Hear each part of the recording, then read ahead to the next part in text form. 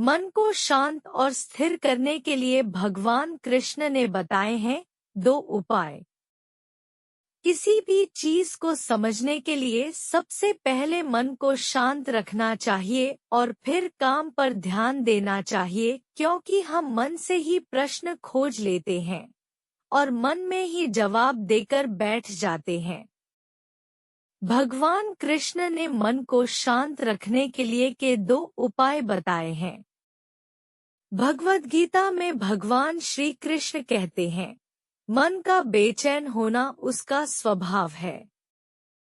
हमारे मन को लगता है कि अगर वह अलग अलग बातों के बारे में सोचता रहेगा तो हमें आने वाली हर मुश्किल और मुसीबत से बचा लेगा। पर ऐसा होता नहीं है।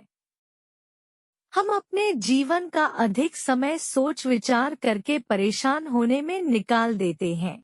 भगवान श्री कृष्ण कहते हैं कि मन का यह स्वभाव बदलना मुश्किल जरूर है, असंभव नहीं। अच्छा, अब आप एक बात बताएं, क्या आप कौआ को कह सकते हैं कि वो काका की आवाज ना करे? या फिर क्या आप किसी मेंढक को कह सकते हैं कि वह पानी देखते ही ऊंची छलांग ना मारे? हमारे मन का भी कुछ ऐसा ही है। जीवन में कुछ भी होता है, अच्छा या बुरा, हमारा मन उस पर चिंता करने लगता है या व्याकुल हो जाता है। कोई बुरी बात होती भी नहीं है और मन परेशानी की ऊंची ऊंची लपटें लेने लगता है। कभी कभी तो मुझे ऐसा लगता है कि हम में से कई लोग सिर्फ परेशान होने के लिए जीते हैं। सारी परेशानी, पीड़ा, दुविधा अक्सर हमारी मन की बनाई हुई कहानियां होती हैं।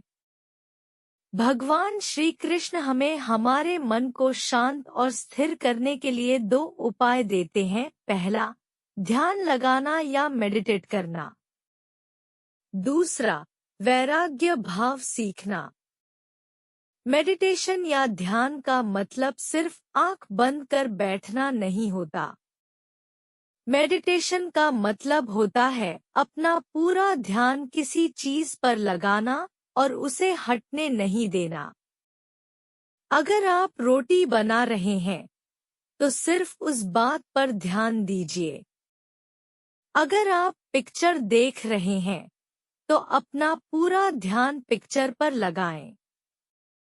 यह मत सोचिए कि पिक्चर देखकर आप अपना कितना वक्त बर्बाद कर रहे हैं। जब आप जीवन के हर काम को पूरे ध्यान से करते हैं तो आपका जीवन ही एक मेडिटेशन बन जाता है। ऐसे जीवन में शांति, स्थिरता, साहस और सफलता का होना अनिवार्य है। वैराग्य भाव दूसरा उपाय। वैराग्य का अर्थ यह नहीं कि आप सब कुछ छोड़कर जंगल में जाकर बैठ जाएं। वैराग्य का सच्चा अर्थ यह है कि आप जो काम कर रहे हैं उसका क्या नतीजा या रिजल्ट निकलेगा उसकी चिंता ना करें।